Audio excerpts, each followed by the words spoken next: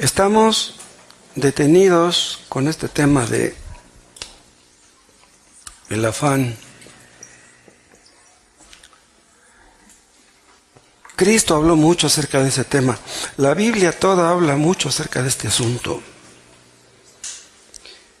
¿Y saben por qué? Porque pues Dios sabe de qué estamos hechos, que tenemos la tendencia a preocuparnos, a afanarnos, a angustiarnos. Y pues Dios nos da la receta, nos da la fórmula para ser librados de ese problema, o de ese pecado más bien.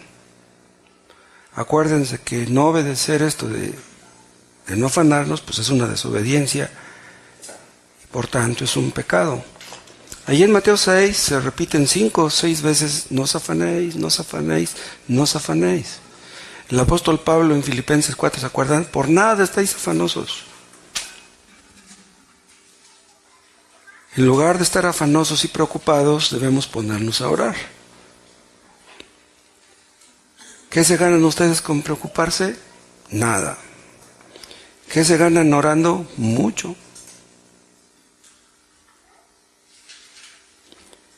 Vamos a ver algo en Eclesiastés que está relacionado con este mismo tema. Capítulo 3. Voy a estar leyendo en la versión antigua, porque la versión 60 se me perdió.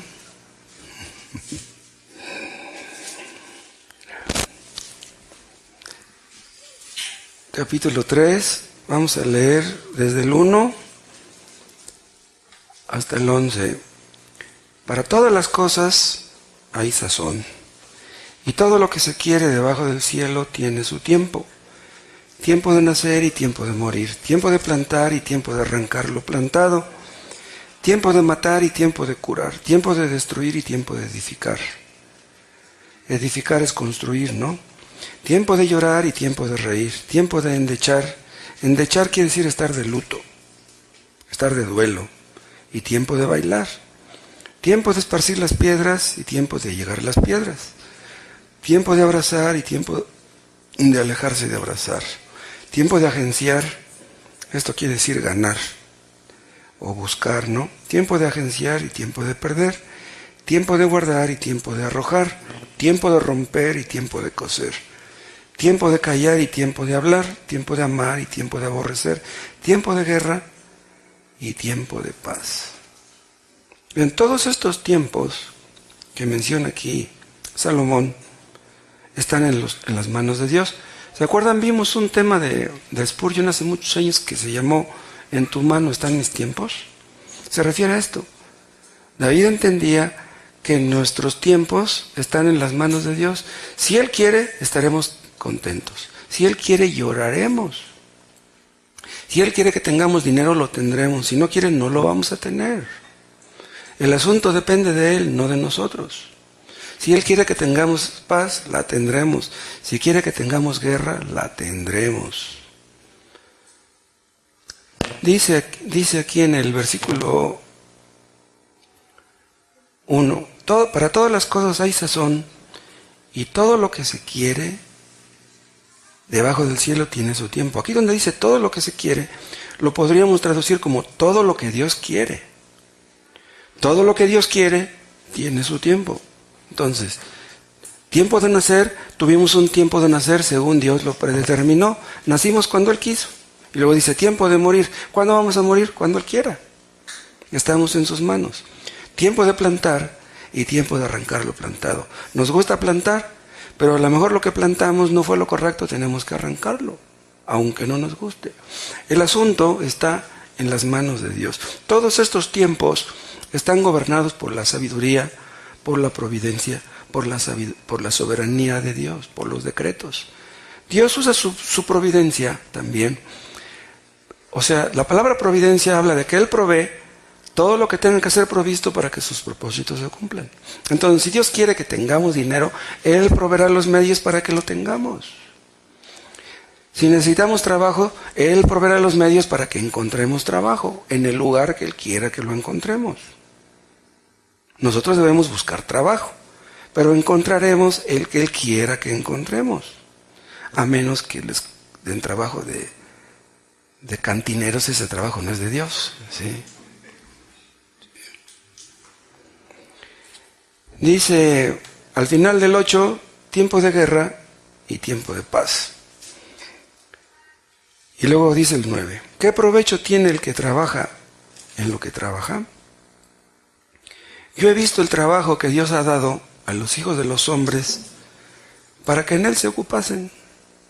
Vean, Dios nos da uno de estos tiempos que están arriba para que en él nos ocupemos.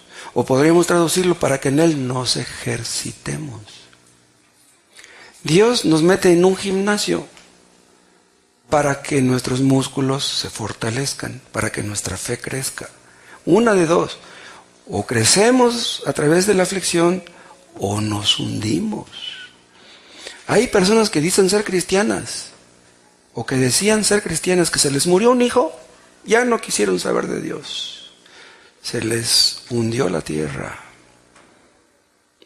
¿Pero quién les dio ese hijo? Dios. ¿Quién se los quitó? Dios.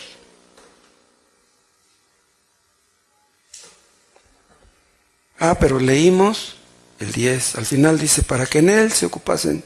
Es como diciendo, ahí les dejo eso, se los pongo de tarea. ¿Sí?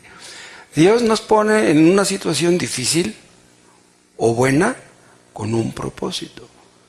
Algo tenemos que aprender, tanto de las cosas malas como de las cosas negativas.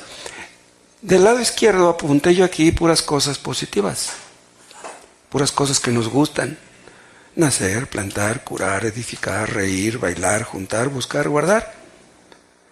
Pero del lado derecho tienen ustedes puras cosas negativas. Morir, arrancar, matar, destruir, llorar, endechar, esparcir, perder, tirar.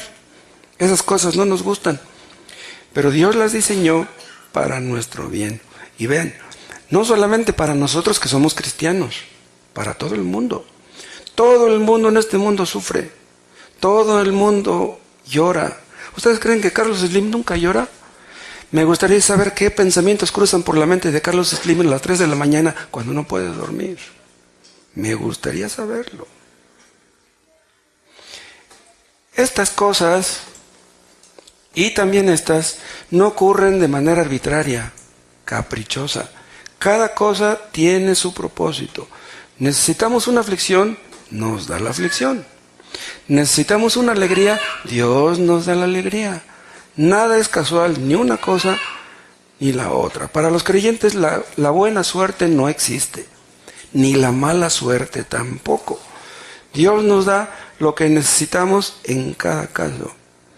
Ocurren en nuestras vidas en el tiempo que a Dios le parecen convenientes. No es de que si nos gustan, no es de que si nos vamos a sentir bien o no. No, estas cosas Dios las permite o las ordena para que sus propósitos se cumplan. Según la palabra de Dios hay tal cosa como voluntad permisiva y voluntad directiva. La voluntad permisiva quiere decir que Dios permite que sucedan ciertas cosas. La voluntad directiva es que Dios las dirige de manera positiva para que obren en nuestras vidas. Pero sea como sea, es como en el caso de Job. Dios permitió que Satanás le quitara a sus hijos, le quitara la salud. Dios lo permitió, ¿sí? Pero Dios pudo haberlo no permitido. Entonces, cuando Dios permite algo desagradable en nuestras vidas, es con un buen propósito. Vivimos en un mundo donde las cosas cambian de un día para otro. Las circunstancias pueden cambiar de un día para otro. En este mundo nada hay estable, nada hay fijo, nada hay permanente. Y estas cosas que estamos viendo aquí en el pizarrón pueden ser aplicables tanto a una persona individual, como a una familia, como a una iglesia, como a un estado, como a una nación. Hay naciones que durante muchos años no tienen ninguna guerra, pero de repente, ¡pum!, entran en la guerra. ¿Por qué entraron? Porque Dios quiso.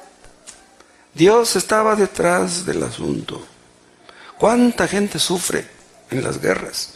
¿Cuánta gente muere? Pero es la mano de Dios, no es la mano de la casualidad.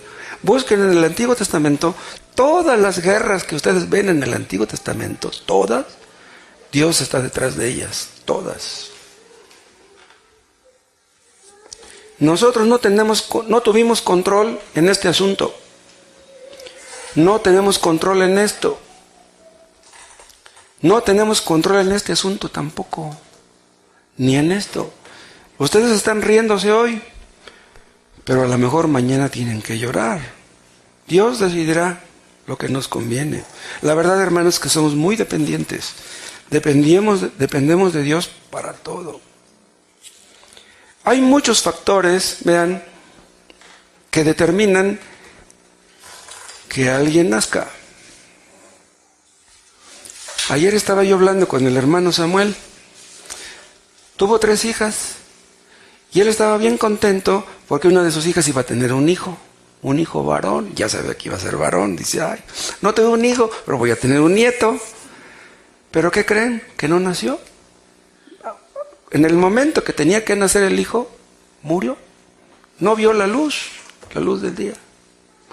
Entonces, ¿cuántos factores intervinieron para que ese niño no naciera? No podemos añadir nada a nuestra estatura, vimos en Mateo 6, y no podemos añadir ni un minuto a nuestra vida. Dios ha establecido los límites y los cuales no vamos a pasar. Eso es de lo que habló Pablo en el Areópago. Dios ha prefijado los límites de la habitación de los hombres. Esto se aplica a las fronteras. Hasta aquí llega China, ¿sí? Y aquí empieza Mongolia. Los chinos quisieron apoderarse de Mongolia, pero Dios no quiso. Dios prefijó los límites de México. ¿Por qué no quiso que México conservara a California, a Texas, a Nuevo México? ¿Y cuál otro? 4 estados, ¿no? ¿Por qué no quiso? Porque no quiso. No quiso que esos estados pertenecieran a México. Ahora pertenecen a Estados Unidos. Y no sé si ustedes sepan que los límites de México llegaban hasta Guatemala. Sí, el imperio maya de Yucatán y los olmecas de Tabasco tenían dominio hasta Guatemala. Pero pues Dios quiso que los límites llegaran hasta... ¿Cuál es el río? ¿El Grijalba? ¿El Usumacinta? ¿Cuál es? El que está en el límite con... ¿Cuál es? ¿El Grijalba? Dios quiso que hasta ahí llegara el México. Y Dios quiso hasta dónde va a llegar cada persona en el mundo. No vamos a rebasar los límites que Dios ha establecido. Pero vean una cosa, en este asunto de que tiempo de reír y tiempo de llorar están en las manos de Dios, ustedes dirán, no puede ser. Entonces, ¿no soy yo dueño de mis emociones? ¿No puedo reír cuando yo quiera? No. Si Dios quiere que rías, vas a reír. Si Dios quiere que llores, vas a llorar. Entonces, nuestros estados de ánimo están en las manos de Dios. Dios es el dueño también de nuestros estados de ánimo.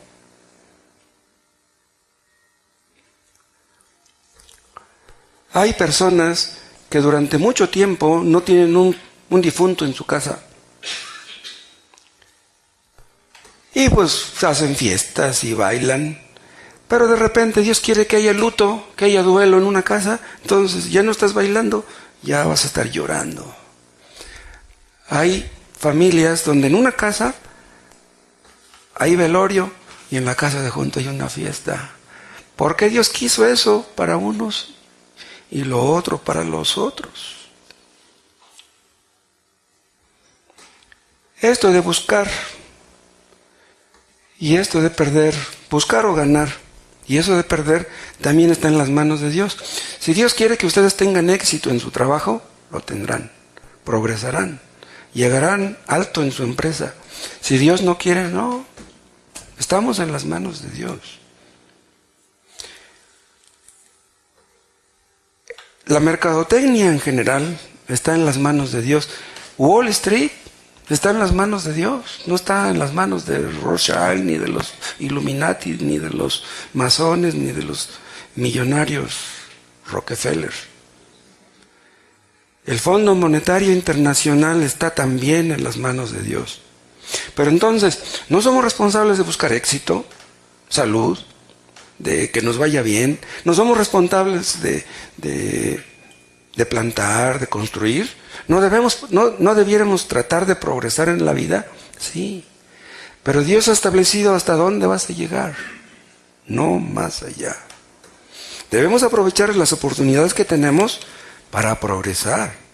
Si tú puedes ganar más dinero en otro lugar del que estás ganando donde estás, pues haz una solicitud. Te dan el trabajo, te dan un mayor sueldo, pues qué bueno. Pero si no, pues debes estar contento mientras. Debemos aprovechar nuestras oportunidades de guardar. ¿Sí? Por ejemplo, esta palabra guardar se puede referir también a ahorrar. Si ustedes pueden ahorrar, deben ahorrar. Pero hay ocasiones que hay creyentes que están muy pobres, que aunque quieren ahorrar, no pueden. Si tú ves que tu hijo se está muriendo de hambre, ¿cómo vas a ahorrar? No, pues tú cómprale la comida al niño. Pero hay personas que pueden ahorrar, pues ahorra, aunque sea unos 20, 30 pesos diarios. Ya cuando menos pienses, ya vas a tener para un caso necesario. Vamos a suponer, por ejemplo, que ustedes se meten en un asunto, en un negocio, y no consultan con Dios. Invierten en algo y salen mal, terminan mal. ¿Le van a echar la culpa a Dios? Si terminan mal, no consultaron con Él. No le dijeron, Señor, ¿estará bien que yo me meta en este asunto? Entonces, no investigas, no preguntas. Entonces, ¿qué vas a hacer después? Dios no tiene la culpa de tu torpeza, de que te hayas metido en ese asunto. Los últimos versículos de los que leímos, desde el 7, desde el 7 hasta el 8, incluye, vean, a conflictos entre personas y entre naciones. ¿Sí? Tiempo de romper, tiempo de coser, tiempo de callar, tiempo de hablar, tiempo de amar, tiempo de aborrecer. Estos conflictos que suceden individualmente, en la familia, en la nación, tienen sus propósitos según Dios. Vean, si yo estoy en paz con mi esposa durante muchos días y de repente tengo un problema con ella, ¿por qué? A mí no me gustan los problemas, ni a mi esposa tampoco. Nos gustaría vivir siempre en paz. ¿Pero qué es lo que ocasiona los problemas en el matrimonio? El pecado. El pecado de uno, el pecado de otro, el pecado de ambos. Uno levanta la voz, el otro la levanta más. Uno dice una ofensa, el otro dice otra, y al rato ya se armó una, que olvídense. ¿Qué es lo que Dios nos quiere mostrar? Nuestro pecado. Estás mal, arrepiéntete de tu pecado. El pecado es la causa de todos los problemas y el pecado siempre está presente. Ustedes parecerá como que ya lo tienen vencido, como que ya no han caído, pero ahí está. El pecado no se va. El pecado siempre regresa.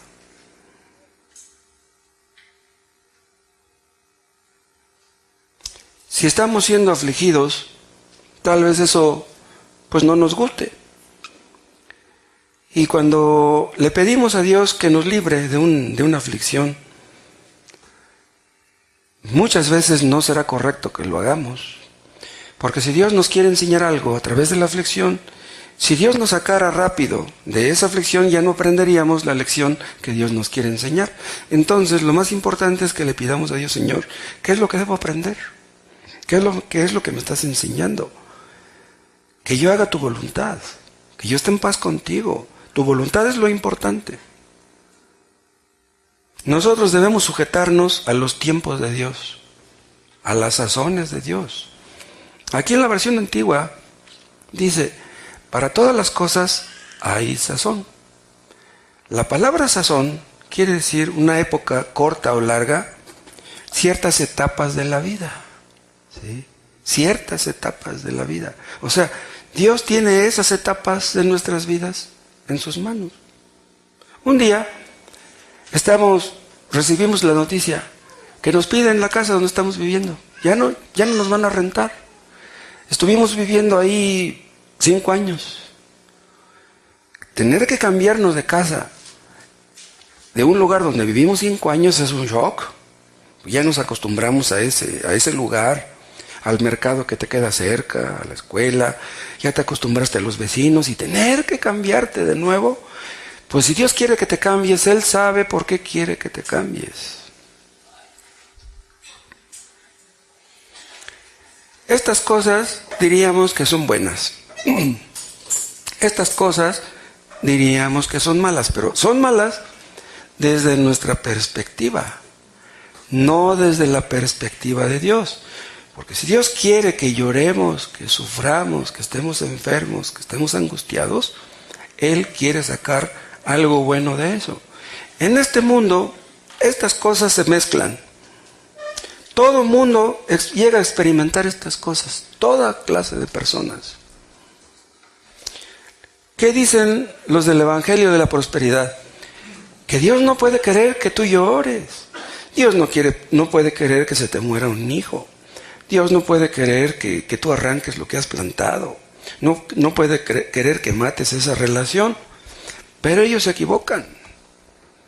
Esas cosas no solamente le acontecen a los inconversos, también a los creyentes. Los del Evangelio de la Prosperidad te dicen que Dios quiere bendecirte, que Dios quiere tu bien, que Dios no quiere que seas pobre, que Dios quiere que progreses. ¿Tienes una carcachita? No. ¿Cómo un Dios todopoderoso va a querer que tú tengas una carcachita? No. Dios quiere que tengas un último modelo, como una carcachita. Pero vean, los del Evangelio de la Prosperidad quieren la prosperidad, pero de ellos. Porque reciben tus diezmos y es donde se hacen ricos. No les importa la prosperidad de la gente. Y últimamente, aunque les importara la prosperidad material, ¿de qué sirve la prosperidad material sin la prosperidad espiritual? ¿De qué sirve que estés enriqueciendo en lo material y vas empobreciendo en lo espiritual? Otra cosa, estas cosas negativas ocurren porque vivimos en una raza, en un mundo caído, en un mundo rebelde, en un mundo desobediente. Todo esto es consecuencia del pecado. Si Adán no hubiera cometido el error que cometió, no estaríamos sufriendo esas cosas. Pero ¿saben quién está detrás de todo el asunto? No solamente Adán, el diablo también. El diablo puede hacer mucho para quitarle la paz a las personas. El diablo odia a todos los hombres. No vayan ustedes a creer que nada más odia a los cristianos. El diablo odia a todos. ¿Y saben por qué? Porque cualquier ser humano tiene esperanza de ir al cielo. Cualquier persona que se arrepiente de su pecado, aunque sea la peor, esa persona puede terminar en el cielo, pero el diablo no. Eso es lo que le da coraje. ¿Cómo es posible que esos ingratos pueden ir al cielo donde yo estuve y yo ya no puedo volver? Eso es lo que más le cae mal. Pero Dios permite que el diablo obra en los hombres. El diablo obra a través de la mente. El diablo te mete en la cabeza cosas negativas. Y cuando tú cobijas esas cosas negativas en tu mente, al rato vas y las haces. Antes de que un pecado se cometa, de hecho, se cometió en la mente. El diablo obra a través de la mente y Dios también. En la lucha, en la mente se celebra el gran combate. Dios contra Satanás. ¿De parte de quién estás? ¿A quién le vas a hacer caso? Dios permite que los hombres malos manifiesten su corrupción, su perversión, su naturaleza pecaminosa, su maldad. ¿Por qué hay tanto crimen en México? Impunidad, extorsión, fraude, violencia. ¿Por qué? Porque Dios lo permite. Esa no es una muestra de que Dios no existe. Esa es una muestra de que Dios es justo y santo. Es la ira de Dios en contra del pecado. El hombre tiene que sufrir hasta cierto punto las consecuencias de su pecado. Imagínense que un hombre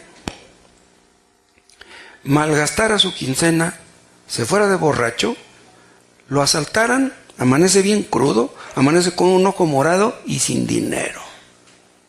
Y bien crudo. Pues si sufriendo esas consecuencias no reacciona, no deja su vicio. Imagínense si no existieran esas consecuencias. Los adúlteros sufren las consecuencias, los drogadictos sufren las consecuencias. El pecado cobra caro, el pecado cuesta caro. Aún aquí, muchos no sufren las consecuencias de su pecado aquí, pero las van a sufrir allá, y eso será peor. Entonces, si tú estás sufriendo las consecuencias de tu pecado aquí, dale gracias a Dios. Entonces pídele a Dios que te perdona, endereza tu vida con la ayuda de Dios y Él hará lo que tengas que hacer. Pero aunque estas cosas malas pueden acontecernos a través de la actividad diabólica y de las malas personas, cualquier cosa que le sucede a un creyente es para su bien. ¿Qué dice Romanos 8:28? Todas las cosas ayudan a bien a los que aman a Dios. Si te roban, si te asaltan, si estás en un accidente, si se te muere un ser querido, todo eso te va a ayudar. Pero si tú no amas a Dios, eso no te va a ayudar para nada. Dios permite las cosas negativas, vean, estas, no para que nos afemos de ellas. No. ¿Saben para qué las permite? Para conducirnos a la madurez. Hay ocasiones en que quisiéramos que Dios nos explicara, Señor, ¿qué me quieres decir? Yo quiero que tú me expliques por qué estás permitiendo que me sucedan a mí estas cosas. Pero Dios se queda callado, Dios no nos contesta. Pero Dios está haciendo algo, no nos quepa duda. Estas cosas son usadas por Dios para cumplir con sus propósitos, y saben que esos propósitos siempre son buenos. Desgraciadamente, vean, aprendemos más de la lista negativa que de la lista positiva. Aprendemos más de aquello, porque somos bien necios. Dios es soberano, Dios es el dueño de todas las cosas. Dios es el que hace que ocurran. Hay personas que creen ser buenas personas y de repente les va mal, les suceden cosas muy feas. Y dicen, bueno, si yo soy malo, si yo soy bueno, ¿por qué Dios permite que me pasen estas cosas malas? Bueno, tú dices que eres bueno. ¿Cómo podríamos saber que una persona es buena? Hay personas, por ejemplo, que plantan, que construyen, que ríen, que bailan, se van de paseo a Europa, se compran ropa buena, traen unos carrazos, nunca les va mal, todo les va bien. Invierten en un negocio y progresa su negocio. ¿Por qué? Son personas malas, no son personas cristianas. ¿Por qué? Porque Dios es bueno. Dios es bueno con todo el mundo. Hubo personas que perdieron su casa en el terremoto del año pasado. Un hombre dijo, se cayó mi casa, dice, tantos años que tardé construyéndola, dice, y en un momento se me cayó. Si ese hombre tuvo una casa porque Dios es bueno, porque Dios le dio su casa. Ahora, el día que se le quitó su casa, ¿quién le quitó su casa? Dios. Cuando Dios le dio la casa, Dios fue bueno. Cuando se la quitó, ¿fue malo? No, Dios es bueno siempre. Te dé la casa o te la quite. Es lo que dijo Job. Job, Dios me dio, Dios me quitó.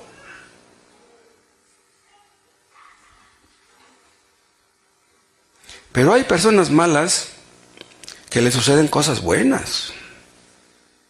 Hay personas muy malvadas que tienen muchísimo dinero. Todos los narcos tienen mucho dinero y contratan a cantantes para que les vayan a cantar a sus hijos en su cumpleaños. Sus hijas llegan a los 15 años y les hacen su fiesta y van ahí a cantarles los de la academia. Bueno, es lo que digo yo. Esas personas malas, a las que les va bien, el día del juicio, ¿qué van a decirle a Dios? Le van a decir a Dios, Señor, pues yo me porté mal porque pues tú no me bendijiste. ¿No? Le va a decir, no te bendije, tuviste mucho dinero.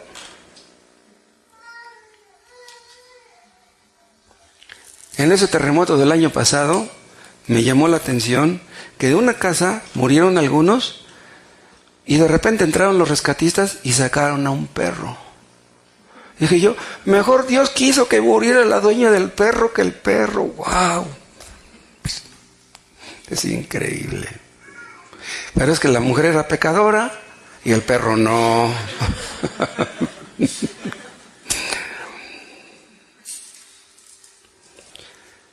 Hay cosas malas que le suceden a las personas buenas.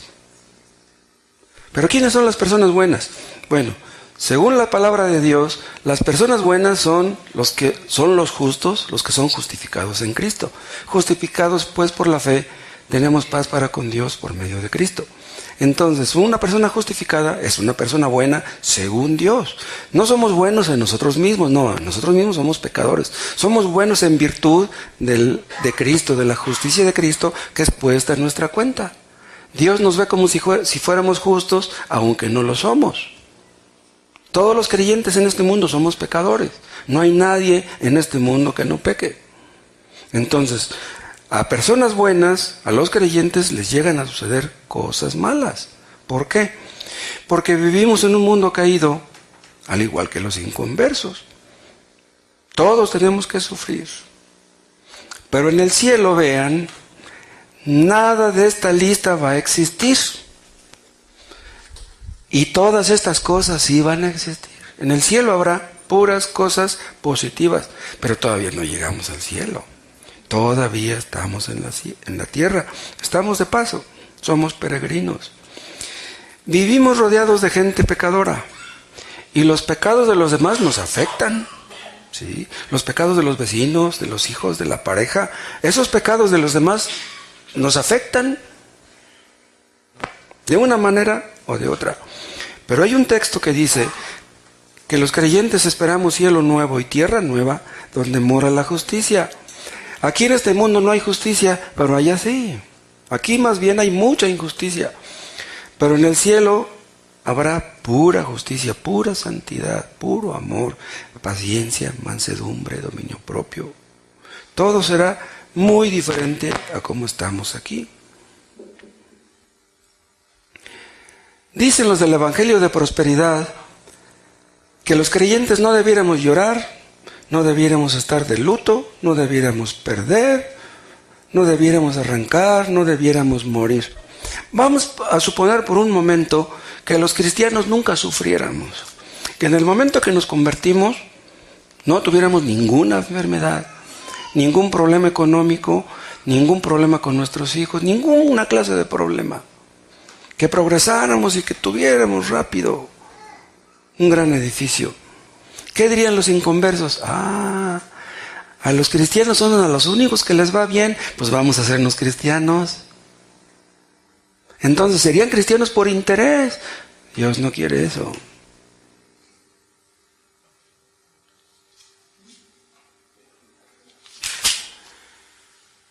Las cosas malas que están ahí en la lista, en el pizarrón, acontecen a los creyentes, ¿para qué? ¿Están todavía en Eclesiastés 3? Dice el 10. Yo he visto el trabajo que Dios ha dado a los hijos de los hombres. ¿Para qué? Para que en él se ocupasen. ¿Qué dice Dios? No te preocupes, ocúpate. ¿No tienes trabajo? No te preocupes, ocúpate. O sea, ve a buscar trabajo. ¿Qué hacen las aves cuando no tienen que comer? Pues van y lo buscan, encuentran el alimento y se lo llevan a sus pajaritos. Es lo que tenemos que hacer. Pero si tú no tienes trabajo y no quieres trabajar, entonces sí, preocúpate. Dios nos pone en cierta situación para que veamos cuál es nuestra responsabilidad. Pero si tú no quieres cumplir con la tuya, entonces no solamente estás en problemas tú, sino los que te rodean también. Dicen algunos borrachos, yo tomo, pero ¿qué te quito a ti? Si yo tomo, yo soy el único que me perjudico. Nadie se perjudica a sí mismo. El borracho perjudica a los que le rodean. Nadie peca aisladamente. Todos los pecados repercuten en las personas que nos rodean. Y esas cosas negativas que están ahí en la lista son una advertencia, ¿saben de qué? De lo que nos va a sobrevenir después de nuestra muerte. Tendremos que rendir cuentas, todos los que estamos aquí, seamos cristianos o no, tendremos que rendir cuentas del uso de nuestras oportunidades. Dios nos dio un lugar donde nacer, donde vivir, unos padres, unos hermanos, un entorno, una educación, una inteligencia, una capacidad, habilidades. Todo lo que tenemos Dios nos lo ha prestado. Nada es original, nada es propio, nada, no somos dueños de nada. De todo lo que Dios nos ha dado tendremos que rendir cuentas un día. Entonces, Dios nos va a llamar a cuentas. ¿Qué hiciste con lo que yo te presté? Con las capacidades, con la inteligencia que te di. ¿En qué usaste lo que te di? Rendiremos cuentas de la forma como tratamos a nuestra pareja, como tratamos a nuestros hijos, de la forma como gastamos nuestro dinero, como usamos el tiempo. Dios nos pone en un gimnasio. Dios nos obliga a crecer. Nos obliga a aprender, nos obliga a entender que hay un Dios, nos obliga a entender que Él es santo y que nosotros lo hemos ofendido. En el terremoto del año pasado murieron muchísimas personas en Juchitán. Muchos perdieron sus casas. ¿Y saben dónde? También en Jojutla. En Jojutla fue una cosa espantosa. Todavía hay escenas de gente que no ha podido levantar su casita. Pero pues Dios quiere que esa pobre gente busque a Dios. Si no le buscan ahora, que perdieron su casa, entonces ¿cuándo? Ningún inconverso es dejado sin gimnasio. Todos tenemos un gimnasio. ¿Y quieren que les diga una cosa? A veces Dios nos pone el gimnasio en casa. ¿Sí? Tienes que aprender de tu pareja. Acomodar el lugar. Tienes que aprender a amar esa pareja que tienes. Tienes que aprender a respetar a tu marido. Si tú no respetas a tu marido, ¿a quién vas a respetar?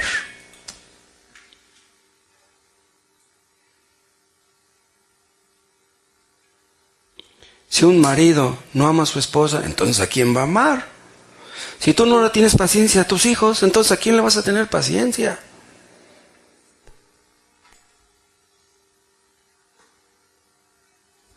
Esta palabra que dice aquí en el versículo 10, al final, para que en él se ocupasen, esta palabra se puede traducir como se ejercitasen, y eso incluye el ser afligidos y humillados. Dios nos humilla para bajarnos los humos, para hacernos entender que no somos la gran cosa como nosotros pensábamos. Y aún siendo creyentes, aún después de habernos arrepentido y de haber creído en Cristo, necesitamos ser afligidos y humillados. ¿Quieren verlo? Está en Hebreos 12.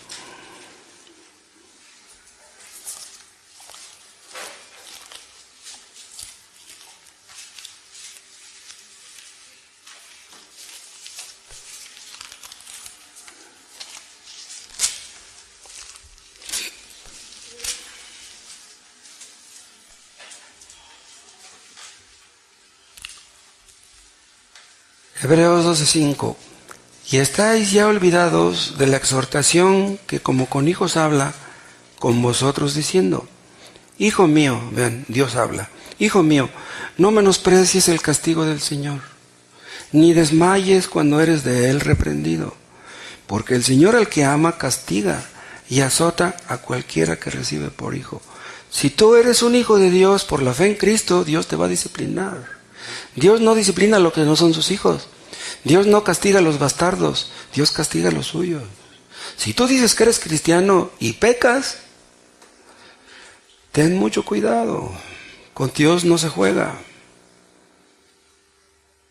Dios nos disciplina, ¿para qué? Sigan leyendo. Si sufrís el castigo, dice el 7, Dios se os presenta como a hijos. O sea, nos trata como a hijos. O sea, si soportamos el castigo. Porque ¿qué hijo es aquel a quien el padre no castiga? O sea, un padre no debe soportar la insubordinación, la desobediencia de sus hijos. No debes permitir eso.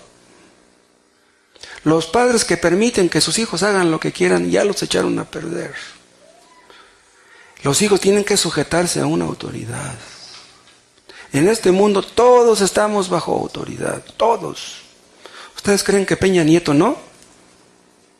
¿Ustedes creen que Donald Trump no está sujeto a autoridad? Todos estamos sujetos.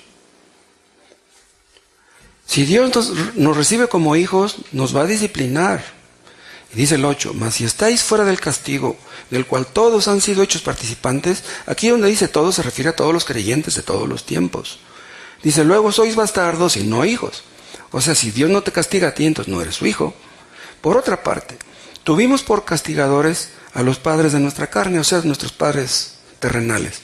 Y los reverenciábamos. O sea, nuestros padres nos daban nuestras nalgadas, pero pues los respetábamos de todas maneras. Dice, ¿por qué no obedeceremos mucho mejor al Padre de los Espíritus, o sea, a Dios, y viviremos? Y aquellos, los padres terrenales, a la verdad, por pocos días nos castigaban como a ellos les parecía. Nos agarraban a nalgadas bien feo a veces.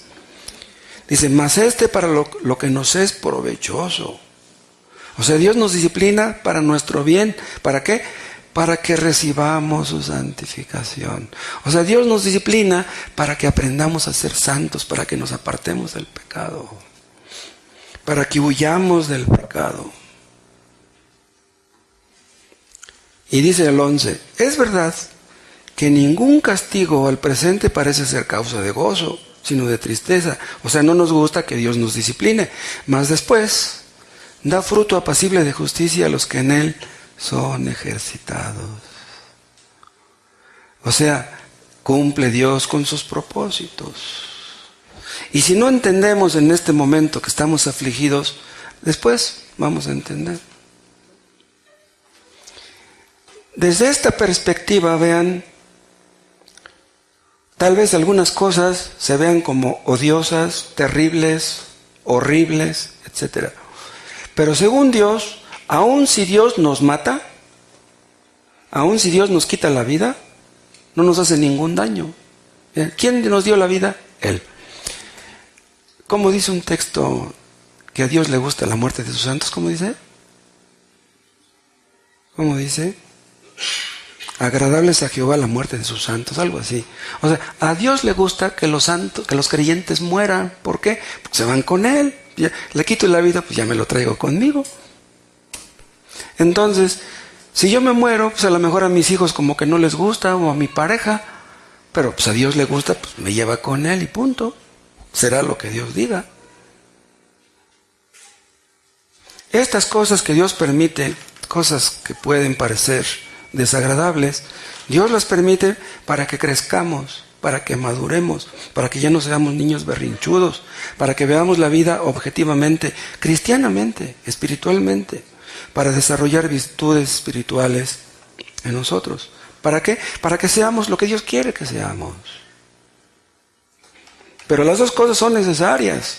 O sea, necesitamos sufrir, pero también necesitamos reír. Si ustedes se las han visto duras y las invitan a una fiesta, que mira que te invito, que hice mole con pollo, pues vayan y disfruten, pasen un buen rato. Que te invitamos al Tepe, que mira que vamos a nadar un rato, váyanse a nadar. No es pecado que ustedes se vayan a nadar en el balneario. Dios nos da lo que necesitamos. Hay un versículo donde dice el rey David, bueno me es haber sido humillado para que aprenda tus estatutos. Vean lo que dijo. Por eso tuvo un hijo tan sabio como Salomón. Pues, el padre fue sabio, así fue el hijo. Bueno me es haber sido humillado. Qué bueno que Dios me humilló. Solamente así aprendí. ¿Saben una cosa? Si siempre pusiéramos en práctica esto, si siempre obedeciéramos lo que está aquí escrito, Dios no tendría que estarnos dando una disciplina. Si siempre fuéramos obedientes, respetuosos, amables, amorosos, cariñosos, ¿qué tendría Dios que estarnos disciplinando? Disciplinamos a los hijos necios, a los hijos que son obedientes, los queremos, los apapachamos, les compramos lo que necesitan. Pero sucede que a menudo somos renuentes, somos negligentes, a menudo somos necios. Y Dios tiene que apretarnos las tuercas. Si un cristiano piensa, esto que me pasa a mí no le está pasando a nadie en el mundo, esta situación que yo tengo es la peor que le puede pasar a nadie, esa persona no ha entendido. Dios quiere enseñarnos, hermanos, a ver las cosas como Él las ve. ¿Dios se preocupa por lo que está ocurriendo? No. No debiéramos preocuparnos tampoco nosotros. A Dios le duele que los demás se pierdan y vayan al infierno. A nosotros debe de dolernos también. Vean, a través de esto Dios nos enseña a ver las cosas como Él las ve, a sentir lo que Él siente, a pensar como Él piensa, a desear lo que Él desea, a ambicionar lo que Él ambiciona, a aborrecer lo que Él aborrece. O sea, aquí hay un intercambio maravilloso. Dios nos enseña a pensar como Él. Es increíble esto. El otro día vimos que a veces reaccionamos mal ante una situación difícil por nuestra poca fe. ¿Se acuerdan? Vean en Mateo 6.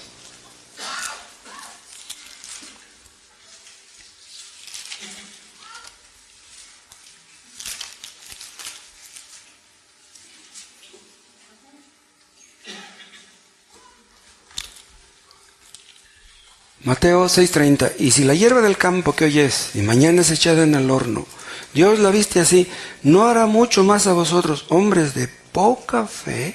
Vean, aquí está la clave, la poca fe. Un creyente puede tener poca fe. Esto significa que hay diferentes grados de fe. Pero vean, hay dos aspectos en este asunto de la fe que debemos considerar. Vean, una, que es la fe salvadora, y otro es la fe práctica. Bien, somos salvos por la fe. La fe que nos salva no es fe. ¿Cómo se demuestra la fe verdadera? A través de la obediencia. Cuando una persona aprende a obedecer a Dios, entendemos que esa persona ya es salva. Entonces, esta fe salvadora la tiene una persona en el momento que cree en Cristo, en el momento que nace de nuevo. Todo el paquete lo recibe. ¿Qué hicimos para tener la fe salvadora? Nada. Es un regalo. Es algo que Dios nos dio. Pero de la fe salvadora se deriva la fe práctica. La fe práctica la tenemos que demostrar en la vida cotidiana, en las pruebas, en las necesidades, en los problemas, en las crisis, en las enfermedades. Debemos poner en práctica lo que ya aprendimos. ¿Qué sentido tiene estar leyendo y leyendo y leyendo, viniendo cada domingo aquí y no pones en práctica lo que estás aprendiendo? Dices que tienes fe, demuéstrala.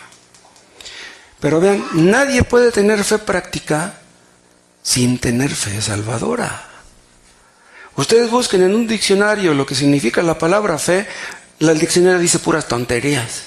La palabra fe es una palabra teológica, el significado está en la Biblia. Las palabras teológicas tienen su significado en la Biblia. La Real Academia Española no sabe nada de esto. Entonces, vimos el caso de cuando Cristo iba en la barca y empezó a querer hundirse porque se armó una tempestad ahí en el mar de Galilea. Se espantaron los discípulos y lo despertaron, ¿se acuerdan? Señor, ¿qué pasa contigo? Estás ahí durmiendo y nosotros estamos en peligro de muerte. Cristo se levantó, reprendió la tempestad, se calmó y los regañó. ¿Se acuerdan? Los regañó. ¿Por qué? Porque eran creyentes. Pero ¿dónde está? Dice, ¿dónde está vuestra fe? O sea, si tú dices que tienes fe, tienes que demostrarla. Porque no es lo mismo que tú lo digas a que lo demuestres. Otra cosa, no se les olvide a ustedes que la fe implica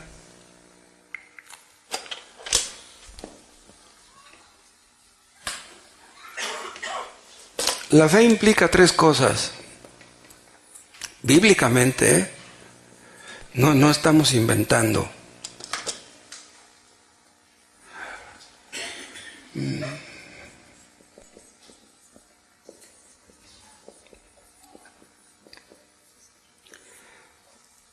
llegamos a ser salvos por la fe en Cristo. Fue cuando creímos en Cristo, cuando confiamos en Cristo, lo que hizo en la cruz, y cuando estamos dispuestos a obedecerle en todo, le entregamos nuestra vida a Cristo. En ese momento nacemos de nuevo, ya somos salvos.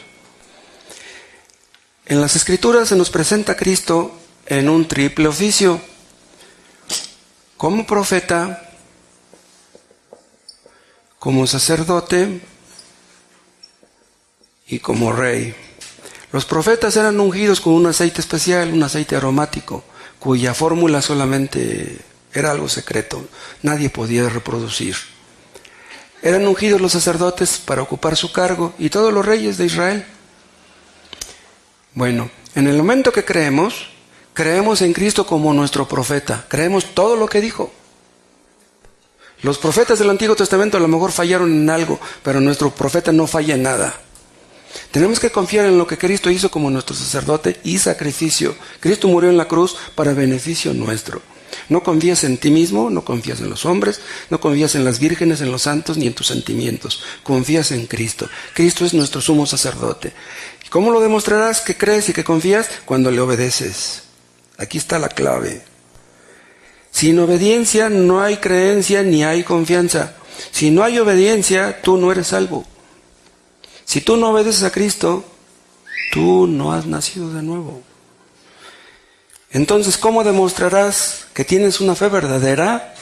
Haciendo estas cosas. Ahora vean, esto está relacionado, vean, con nuestra mente. Esto está relacionado con nuestras emociones y esto está relacionado con nuestra voluntad. Vean. Creemos, nuestra mente descansa. Confiamos, nuestro corazón descansa. Obedecemos, nuestra voluntad a los pies de Cristo. Y es entonces cuando empezamos a ver los frutos. Sin obediencia no hay frutos. Tú no tendrás amor, ni fe, ni gozo, ni paz, ni humildad, ni mansedumbre, ni nada sin obediencia. Ahí se ve lo que es la fe salvadora. Pero la fe salvadora se convierte después en fe práctica. La fe verdadera se tiene que demostrar de una manera práctica. Vimos el caso hace 8 días, hace 15, de los discípulos que vieron muchos milagros. Si ya habían visto tantos milagros, ¿por qué de repente se espantaron cuando en la tempestad? ¿Era posible que Cristo muriera ahogado en aquella barca? ¿Era posible que su ministerio no concluyera, no terminara? Cristo es Dios. Era imposible que Dios se muriera. Últimamente, aquella tempestad en el mar, ¿quién la desató? Pues fue Dios mismo. No era posible que Cristo muriera en una tempestad que Él mismo desató. Pero ven una cosa, en los inicios de la vida cristiana, creímos, confiamos y obedecimos. Pero no solamente en los inicios de la vida cristiana, cada día necesitamos creer, cada día necesitamos confiar, cada día necesitamos obedecer. Por eso leemos todos los días, para confiar en lo que está escrito. Por eso confiamos en base a lo que está escrito, no en fantasías. Y por eso obedecemos. ¿A qué obedecemos? A lo que está escrito. Somos santificados a través de la palabra. Los que descuidan la palabra no saben la que se pierden. Entonces, esta clase de fe es el filtro a través del cual han de pasar todas las cosas que nos suceden. Cuando se nos muere un ser querido, cuando perdemos un trabajo, cuando vamos al hospital por un accidente, o nos asaltan, o nos roban un carro, lo que sea. Ahí se demuestra si tenemos fe. Y no solamente es el filtro a través del cual juzgamos estas cosas, sino las cosas que suceden en la familia, en la iglesia y en el mundo. El creyente puede entender lo que está sucediendo en el mundo. Los inconversos no entienden. Nosotros que entendemos lo que ya sucedió y lo que está sucediendo y lo que va a suceder, miramos hacia atrás, miramos hacia adelante. Todo con los ojos de la fe. La fe es como un telescopio, es como el túnel del tiempo. La fe nos lleva hacia atrás y nos lleva hacia adelante. Y es así como podemos vencer los afanes, las preocupaciones, la ansiedad, las dudas, los temores. Es así como podemos llegar a tener la paz de Dios que sobrepasa todo entendimiento.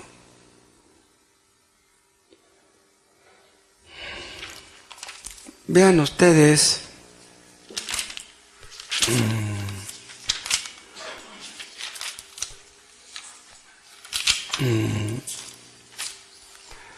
un texto que vimos en una ocasión, donde lo tengo por aquí.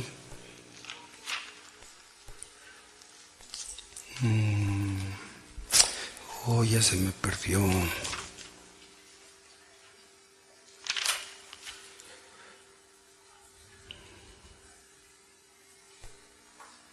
Ahorita vemos eso. Hermanos, cuando un día de estos Dios no lo quiera o sí lo quiera, somos afligidos, tenemos que meditar en estas cosas que hemos aprendido. Tenemos que preguntarnos, tenemos que decirnos a nosotros mismos, este problema que estoy atravesando, Dios lo diseñó para mí, para mi bien. Quiere bendecirme Dios a través de este problema que tengo. Señor, ¿qué quieres que haga? ¿Cómo debo reaccionar? ¿Cuál debe ser mi actitud? Ayúdame. No debemos permitir que las circunstancias nos controlen. Nosotros debemos controlar las circunstancias. Debemos decirle no al pánico. Debemos obligar a nuestras mentes a posarse en Cristo. Que el pánico puede paralizarnos, el pánico puede destruirnos, el pánico puede conducirnos a una crisis nerviosa. Hay personas que se llegan a suicidar. ¿Se imaginan ustedes cuánto tiempo estuvieron esas personas luchando en su mente con un problema que no pudieron resolver? Dicen, ya, ¿para qué vivo? Ya no tiene caso seguir adelante y ¡pum! Se dan un balazo. Pero es imposible que un creyente termine así, no puede ser.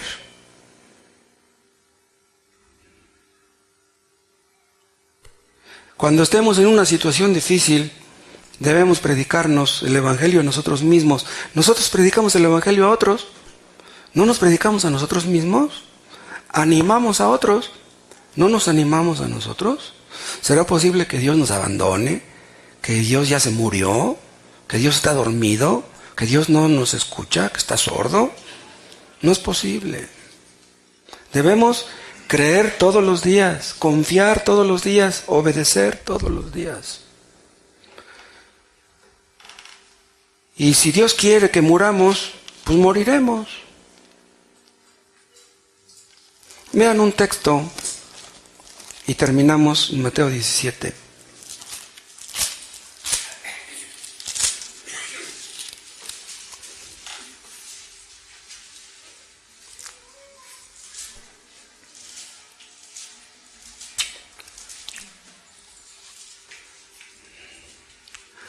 Al final del Mateo 17, versículo 24. Y como llegaron a Capernaum, vinieron a Pedro los que cobraban las 2 dracmas y dijeron, ¿vuestro maestro no paga las 2 dracmas? Él dice, sí. Y entrando él en casa, Jesús le habló antes diciendo, o sea, Jesús ya sabía de qué se trataba. ¿Qué te parece, Simón?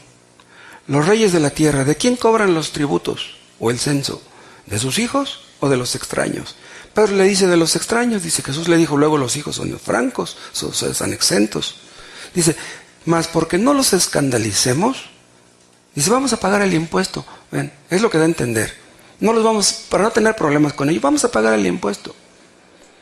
Pero no tenía dinero Jesús para pagar el impuesto. Vean cómo Jesús era pobre. En el 24. Mas porque no los escandalicemos, ve a la mar y echa el anzuelo. Y el primer pez que viniere, tómalo. Y abierta su boca, hallarás un estatero. Tómalo y dáselo por mí y por ti. ¿Qué cosa era un estatero? Una moneda que valía 2 dracmas. ¿Cuánto necesitaban para pagar el impuesto? 2 dracmas. Pero vean, Cristo le dice a Pedro, ve al mar. Vean todo lo que tuvo que combinarse aquí para que Pedro pudiera tener aquella moneda en sus manos. Vean, controló la moneda en el mar. ¿Cómo fue que aquella moneda fue a dar ahí al mar? ¿Cómo fue que aquel pez fue y se tragó aquella moneda? Ahora, Pedro echa un anzuelo. Ahí llega el pez con la moneda en la boca.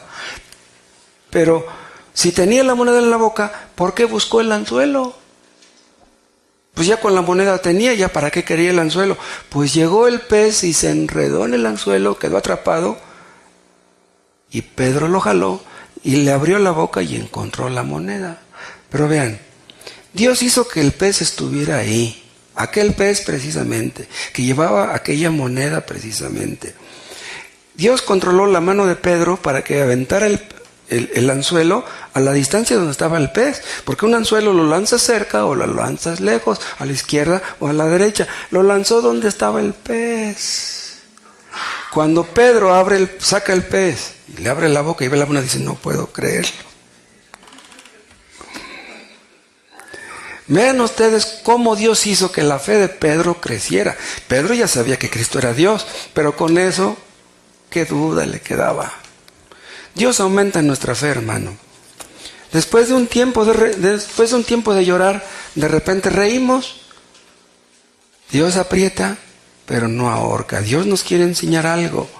Y cuando reímos decimos, estoy loco. Yo estaba preocupado, pero ¿cómo me voy a preocupar con un Dios como el que yo tengo? ¿Que no el Dios que yo tengo es todopoderoso? Ahora, si ustedes nunca ahorran y pueden ahorrar, por ejemplo, si ustedes pagan la renta el día último del mes y el día primero del mes, el día 2, pueden ahorrar 20 pesos y no los ahorran, ¿quieren pagar la renta con lo que van a ganar el día último del mes? No. Si ustedes van a pagar el día último del mes la renta, tienen que empezar a contar poco a poco desde el día 2. No van a ir al mar y echar un anzuelo y sacar un pescado con el dinero de la renta. ¿Sí? Nosotros tenemos la obligación de poner nuestra parte. Nuestra incredulidad es mucho, hermanos. Que Dios nos ayude. No sabemos qué va a traer el mañana, pero ¿qué importa lo que traiga el mañana? Estamos en las manos de Dios y no en las propias nuestras. Una persona que siempre anda afanada, preocupada, mordiéndose las uñas, una de dos. O no es salva esa persona, o no ora como debiera. Cualquiera de las dos. Si ustedes oran como se debe, no estoy diciéndoles que después de que terminen de orar ya se solucionó el problema. No, Dios está haciendo algo, espérense. Confíen en Él. No se preocupen. Pero yo les voy a decir por qué sí deben preocuparse. Si ustedes no se han arrepentido de sus pecados ni son creyentes en Cristo, arrepiéntanse. Y si no lo quieren hacer, entonces sí preocúpense, porque están ustedes en verdaderos problemas. Oremos. Te damos gracias, Padre, por tu palabra.